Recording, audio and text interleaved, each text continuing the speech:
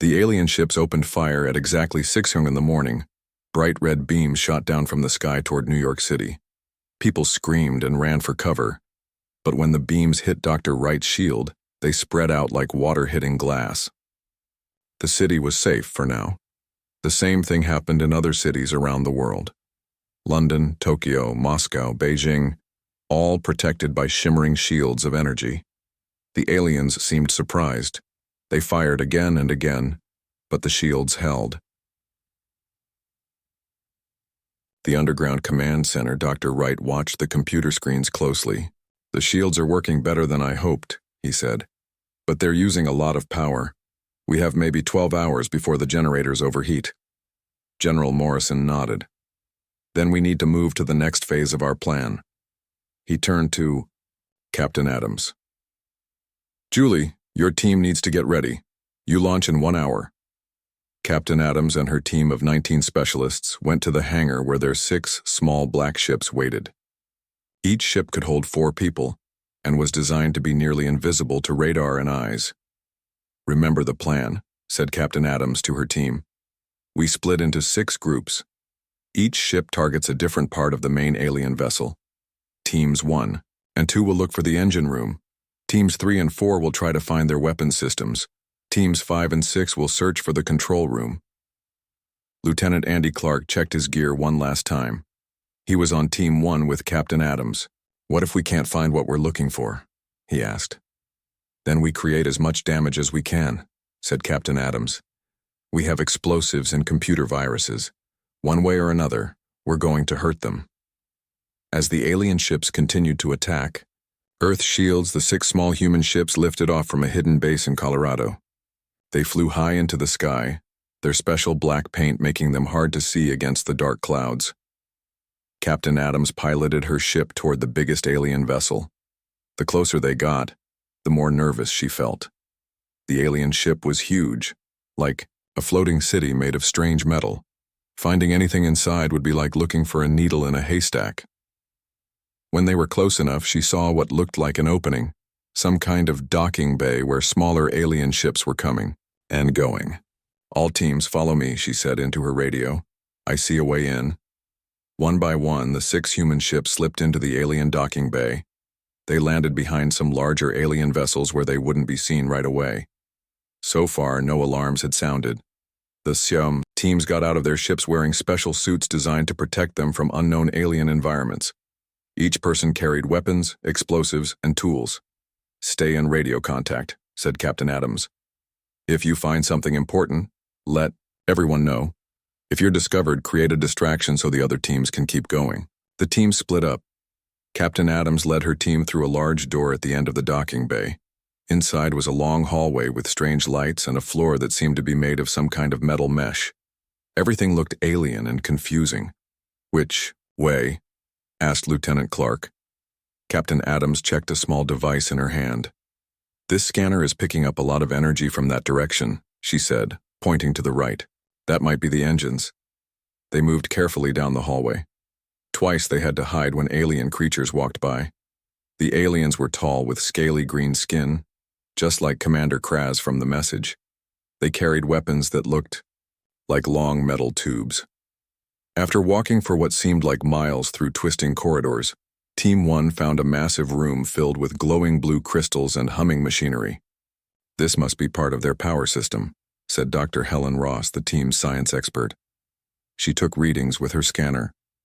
"These crystals are giving off incredible energy." Captain Adams touched her radio.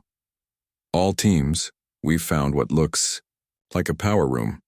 Sending our location now." One by one, the other teams reported in. Team 3 had found what appeared to be a weapons control room. Team 5 was close to what they thought might be the bridge or control center of the ship. The other teams were still searching. "Place explosives here," Captain Adams told her team, pointing to parts of the machinery. "But don't activate them yet. We need to coordinate our attack." As Dr. Ross was placing an explosive, an alarm suddenly rang out. A harsh sound that hurt their ears. "We've been discovered," said Captain Adams. "Team 4 reports they're under attack." Lieutenant Clark finished setting his explosive. "What's the plan now?" Before Captain Adams could answer, a group of aliens rushed into the room. They fired their weapons. Red energy beams hit the wall behind the humans. Captain Adams and her team took cover behind the machinery and fired back with their own weapons. Their bullets seemed to hurt the aliens but didn't stop them completely. "We need to get to the control room," said Captain Adams. "Team 5 says they've found Commander Kraz. If we can capture him, maybe we can end this." Fighting their way out of the power room, Team 1 moved toward Team 5's location. As they ran through the corridors, they saw other human teams also fighting aliens. Back on Earth, the shields were starting to fail. Dr. Wright watched with growing concern as one shield after another began to flicker and fade. "New York's shield is at 30% power," he told General Morrison. "London is at 25%. Tokyo just failed completely." General Morrison's face was grim. "How long until all shields are down?" "At this rate, less than an hour," said Dr. Wright, and Captain Adams, "Still on the alien ship." "We're getting irregular radio transmissions. They're fighting their way to the control room." Inside the alien vessel, Captain Adams and what remained of her team finally reached the ship's bridge. The room was large and circular with screens, showing views of Earth. Commander Kraz sat in a raised chair in the center, shouting orders to his crew. Team 5 was pinned down by enemy fire just outside the bridge entrance. Captain Adams and her team joined them. "We need to get in there," said Captain Adams. "But there are too many aliens between us and Kraz." Lieutenant Clark looked at the explosives they still carried. "I have an idea. If we can't get to him, maybe we can bring him to us." He explained his plan quickly. It was risky, but it might work. Captain Adams nodded. "Let's do it." While the rest of the teams provided covering fire, Lieutenant Clark placed explosives on the wall next to the bridge entrance. When detonated, they would create a hole leading to a corridor behind Commander Kraz's position. "Fire in the hole!" shouted Lieutenant Clark as he triggered the explosives. The blast was massive. Part of the bridge wall collapsed. In the confusion, Captain Adams and her team rushed through the new opening, coming up behind Commander Kraz and his guards. "Don't move," shouted Captain Adams, pointing her weapon at the alien commander's head. For the first time, the humans had the upper hand. The battle for Earth had just taken an unexpected turn. The massive alien ship appeared in Earth's sky without warning. It hung above New York City like a giant metal cloud. People stopped and stared up at it. Some ran away in fear. Others took pictures with their phones. No one knew what to think. In the United Nations building, world leaders gathered in an emergency meeting. The room was quiet except for the sound of worried whispers. General Frank Morrison stood at the front of the room next to President Laura Brown. His face was hard and showed no fear, but inside his heart beat fast. "What do we know about them?" asked President Brown. Her voice was steady even though her hands shook slightly. "Not much," said Dr. Peter Wright. He was Earth's top scientist who studied space. "They are not answering our messages. Their ship is made of a metal we don't recognize. It's about 1 mile long." Suddenly, all phones and computers in the room lit up with the same message. The big screen on the wall turned on by itself. A face appeared. It wasn't human. The alien had green scaly skin and yellow eyes with black slits like a snake.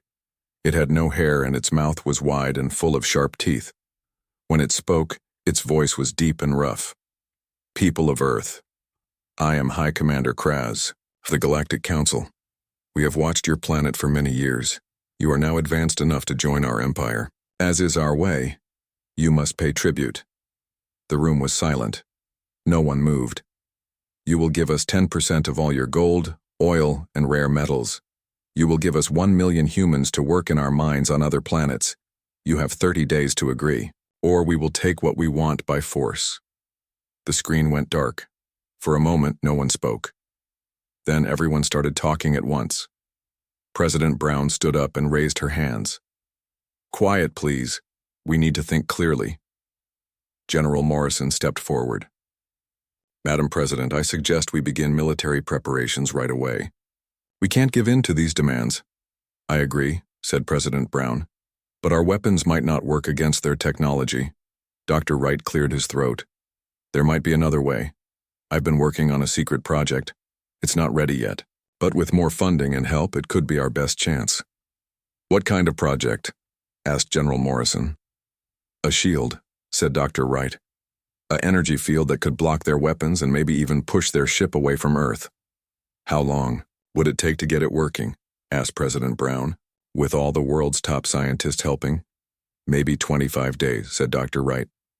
"That doesn't leave much room for error," said General Morrison. "It's the best option we have," said President Brown. She turned to face the other world leaders. "We need everyone's help.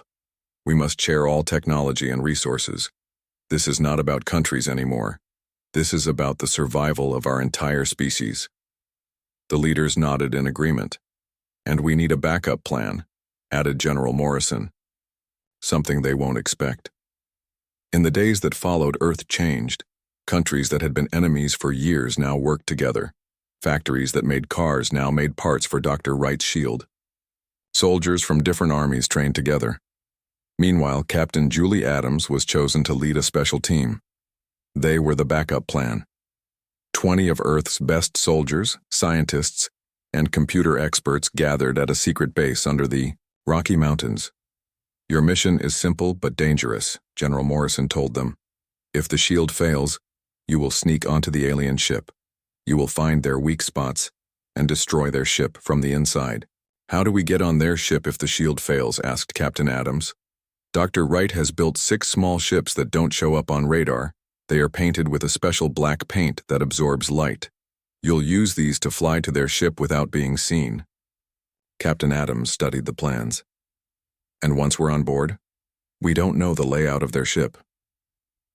"That's why half your team are scientists and computer experts," said General Morrison.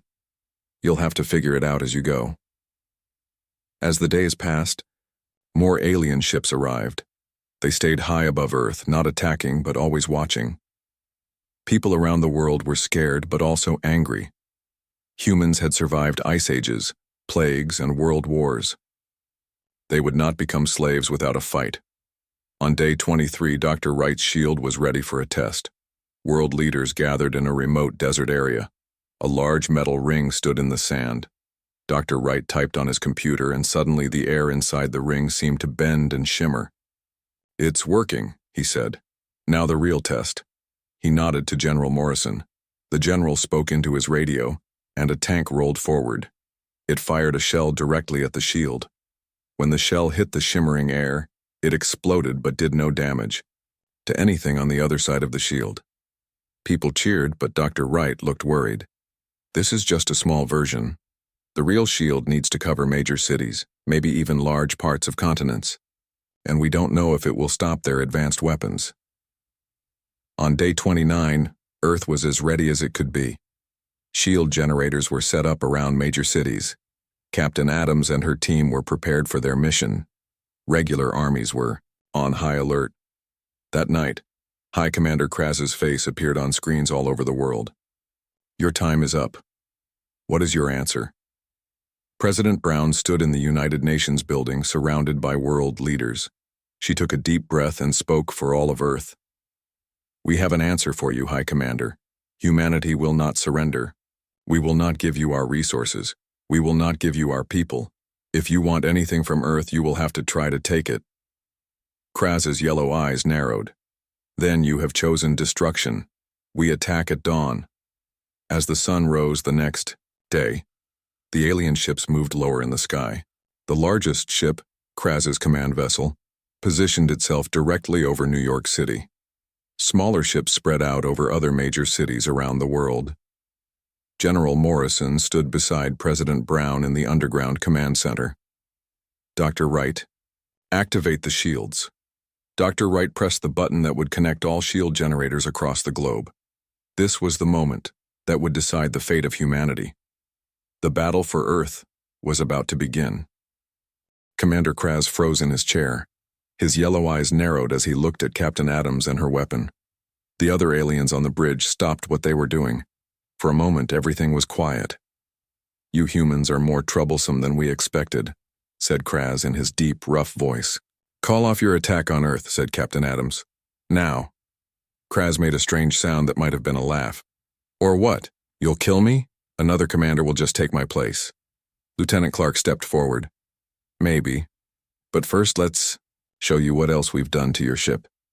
He held up a small screen that showed video feeds from the other teams. Each team had placed explosives in important parts of the ship. One signal from us and your engines, weapons, and life support. Systems all go boom, said Captain Adams. Your ship will be dead in space. Kraz's face changed.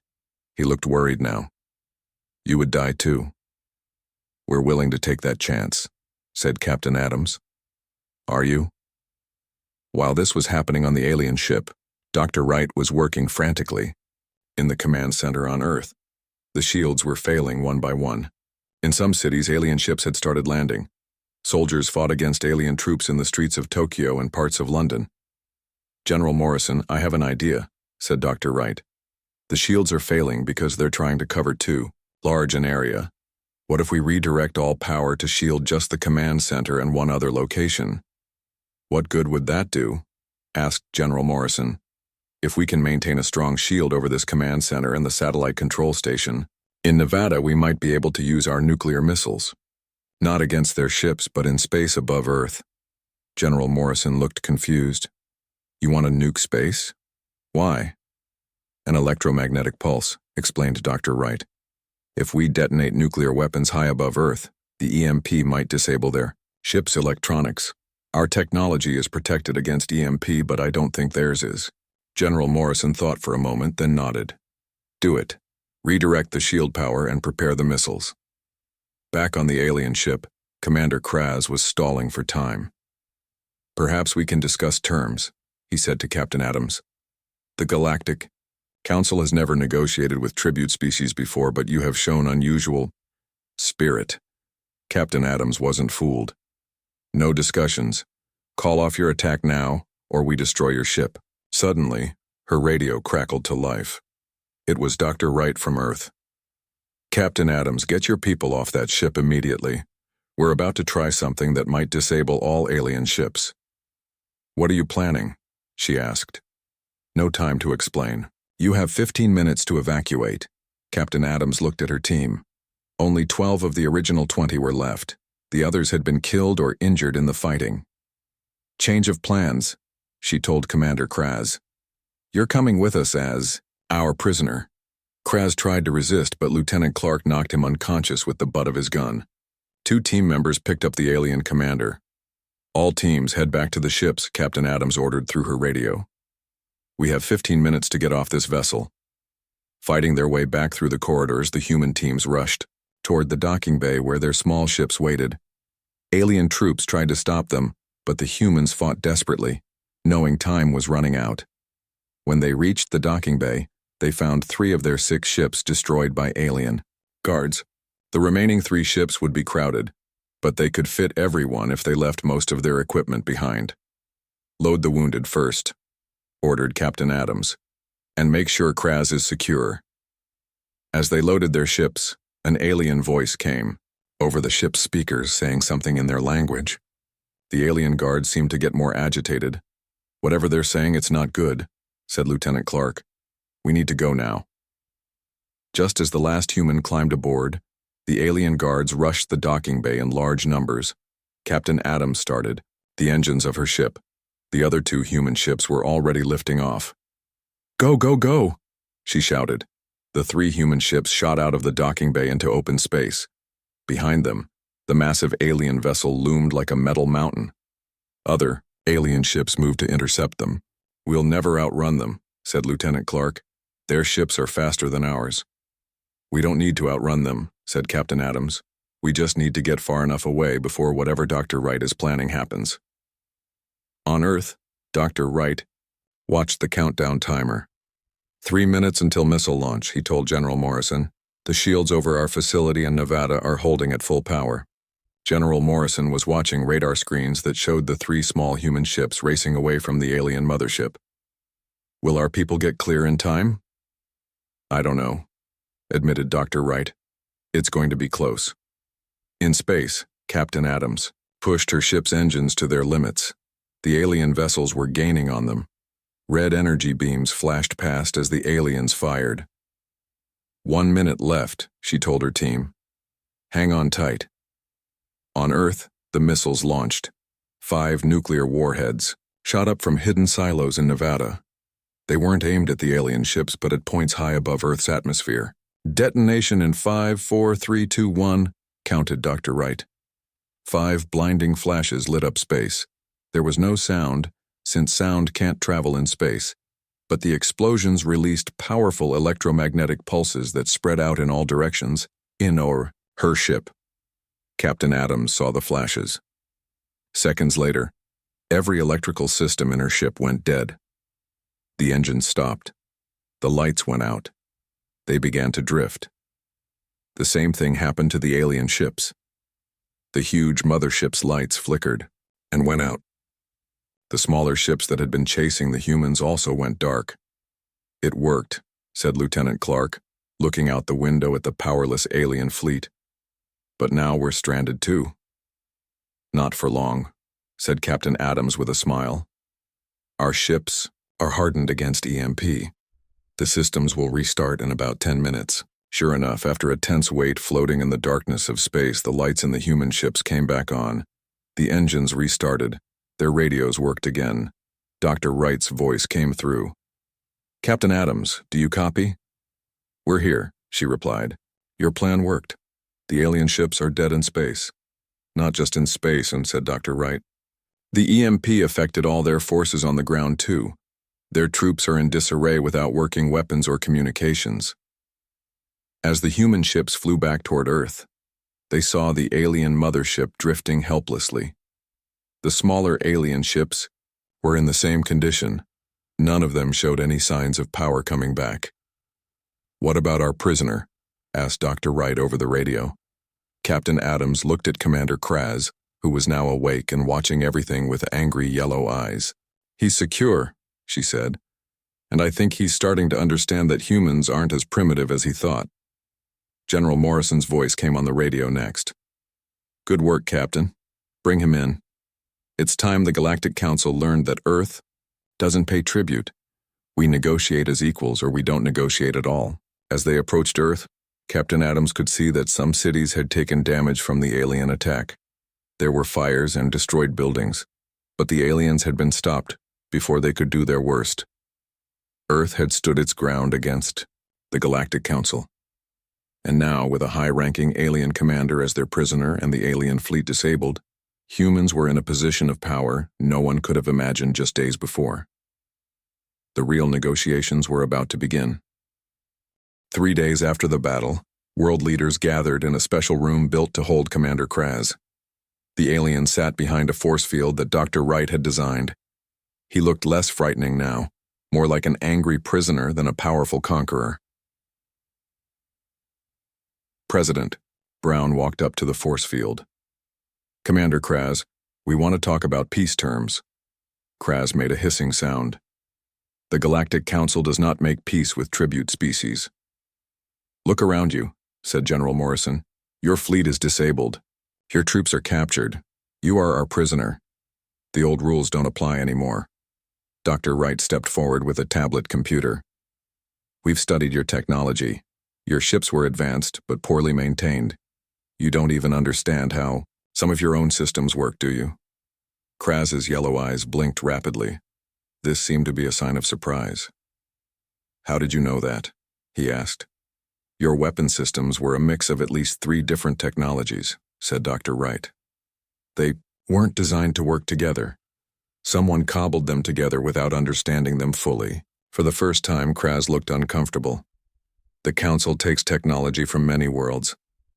You steal it, said Captain Adams. She had been standing in the back of the room. Now she walked forward to join the others. You don't develop your own technology. You just take it from others. Kraz didn't answer, but his silence told them they were right. Here's what's going to happen, said President Brown. You will send a message to the Galactic Council. You will tell them that Earth wishes to join the Council as an equal member, not as a tribute world. Impossible, said Kraz. No new species has ever joined as an equal. Then we'll be the first, said General Morrison. Or we'll use what we learned from your ship to build our own fleet and fight our way in." While they talked, technicians worked to restore power to the alien mothership. They had kept the weapon systems offline but fixed the engines and life support. They also studied the ship's communication system. "We can send a message to the Galactic Council," said Dr. Wright, "but we need Kraz's authorization codes." "He won't give them to us," said Captain Adams. "Maybe he will," said President Brown, "once he sees what else we found on his ship." She nodded to a guard who pressed a button. A door opened and 3 aliens walked in. They weren't like Kraz. They were shorter with blue skin and 4 arms each. Kraz jumped to his feet. "Prisoners? How did you free them?" "We found them in stasis pods on your ship," said Captain Adams. "According to their records, they're diplomats from a world called Azura. You were holding them hostage." One of the blue aliens stepped forward. "Commander Kraz captured us when we refused to pay increased tribute. He threatened to destroy our array, largest city, if we didn't comply." President Brown turned to Kraz.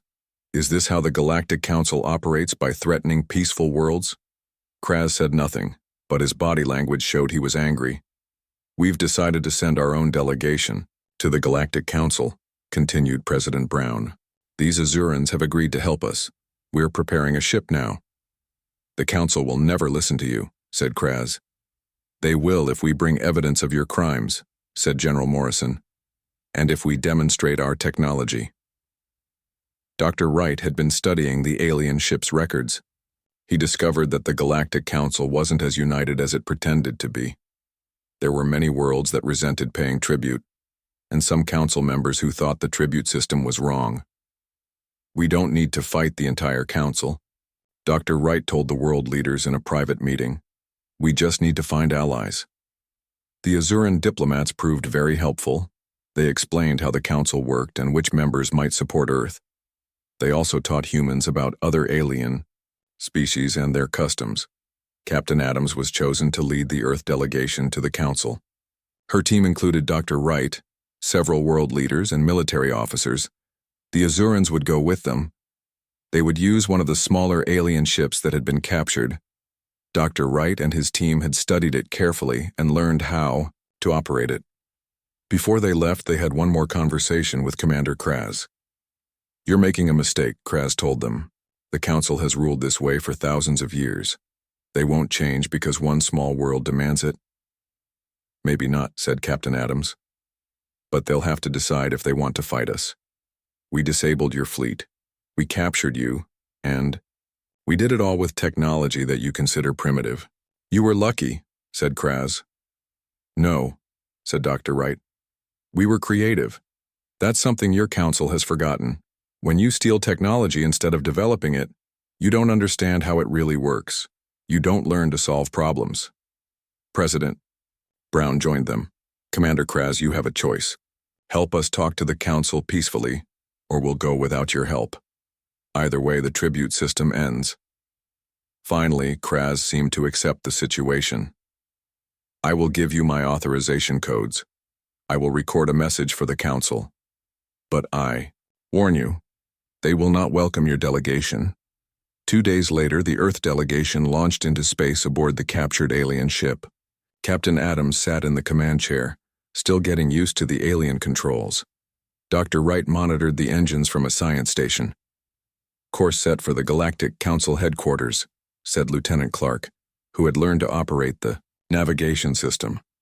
"According to the Azurans, it will take us 6 days to get there." As Earth grew smaller behind them, Captain Adams felt the weight of responsibility on her shoulders.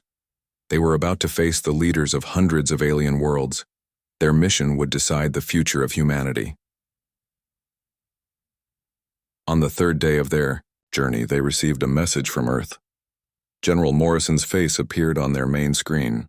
"Captain Adams, we have a situation," he said. "Long-range sensors have detected a large fleet of ships heading toward Earth. They're not like the ships from before. These are bigger, more advanced." "The Council's main battle fleet," said one of the Azurans. "They must have sent it when they lost contact with Commander Kraz." "How long until they reach Earth?" asked Captain Adams. 8 days, maybe 9, said General Morrison. We're preparing our defenses, but without Dr. Wright. Here. Change of plans, Captain Adams told her crew after the message ended. We need to reach the Council before that fleet reaches Earth. Lieutenant Clark, can we go any faster? I can try to adjust the engines, he said. But it's risky. Do it, ordered Captain Adams. We're in a race now. If we don't convince the Council to call off that fleet, Earth will face an enemy much stronger than before. As their ship accelerated through space, Captain Adams studied everything the Azurans could tell her about the Council. She needed to know who her allies might be, and who would oppose her. The most powerful council member was a species called the Drakens, Kraz's people. They had ruled for centuries and created the tribute system. But there were others, the Vela, the Taurans, the Centauri, who might support a change. We need to show them that the old way doesn't work anymore, Captain Adams told her team. And we need to show them that humans can be valuable allies, not just tribute payers. Their ship pushed through space faster than it was designed to go. Warning lights flashed on the control panels, but they kept going. The future of humanity depended on their success. Ahead of them, somewhere in the depths of space, waited the Galactic Council.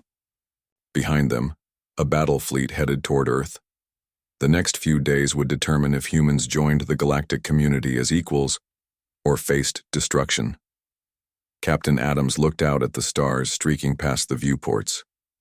Hold on, Earth, she whispered. We're coming. The Galactic Council met in a huge round room. Hundreds of alien representatives sat in rising rows of seats like a giant theater. In the center was a round platform where speakers stood. Captain Adams and her team arrived at the Council station. After 6 days of dangerous high-speed travel, their ship's engines were damaged and smoking. They had pushed the alien technology to its limits and beyond. We made it, said Lieutenant Clark as they docked at the massive space station. But I don't think this ship will fly again without major repairs. We only need it to get us home after we speak to the Council, said Captain Adams, assuming they let us leave. The Azuran diplomats led them through the station.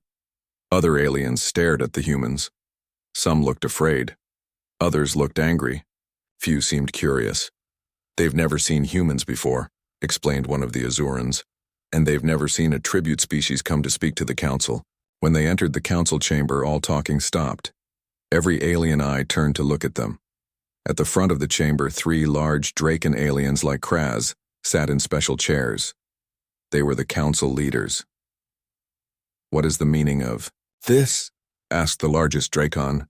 How dare tribute payers enter the sacred Council chamber? Captain Adams stepped forward onto the central platform. She held up a small device that Kraz had given them. It projected his image in the air. I am Commander Kraz, said the recording.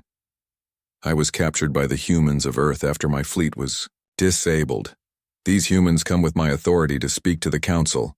The chamber erupted in noise. The Draken leaders looked shocked.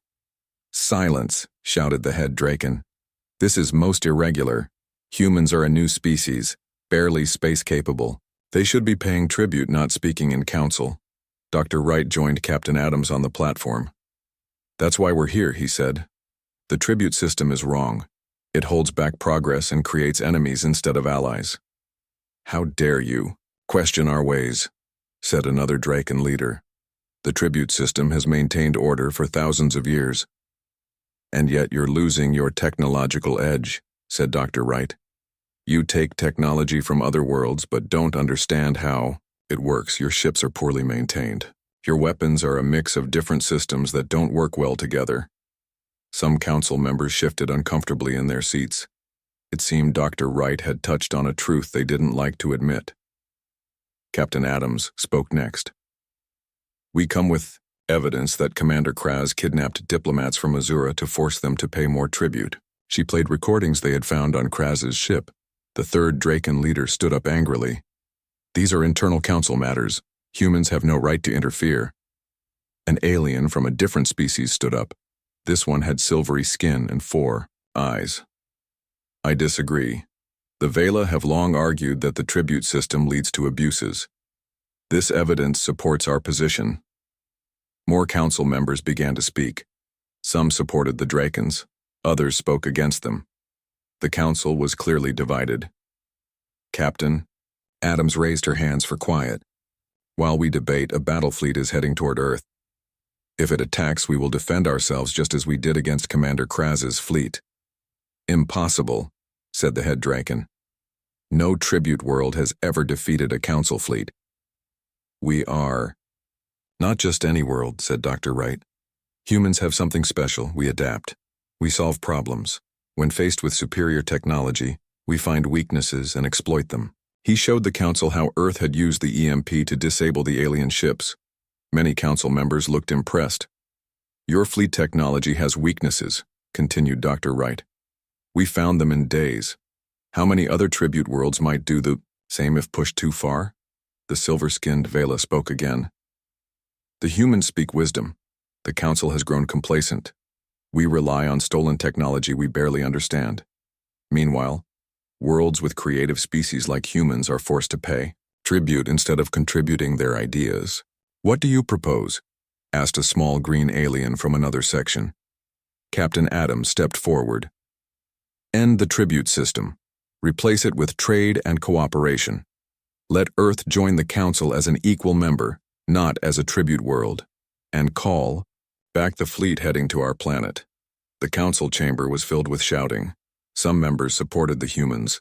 Others were outraged at their demands. The head Drakon called for order.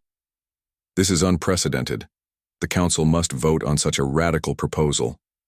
While the council argued, Lieutenant Clark received an urgent message from Earth. He whispered to Captain Adams, "The alien fleet has increased speed. They'll reach Earth in 3 days, not 8. Captain Adams knew they were running out of time. She stepped forward again and raised her voice. Council members, we didn't come here just to talk. We came to show you what humans can offer the galaxy. She nodded to Dr. Wright, who activated a small device. A hologram appeared showing a new technology that Earth scientists had developed by studying the alien ship. This is an improved version of your energy shield, explained Dr. Wright. It uses 40% less power and covers 30% more area. We developed it in less than a week by understanding the principles behind your technology.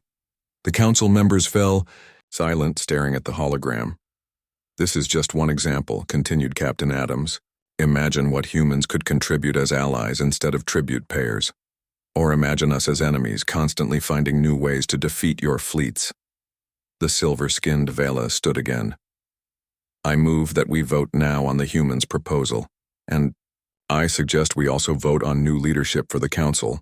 The Drakons have ruled too long. The next hours were tense as the council debated and voted. Captain Adams and her team waited, knowing that Earth's fate hung in the balance.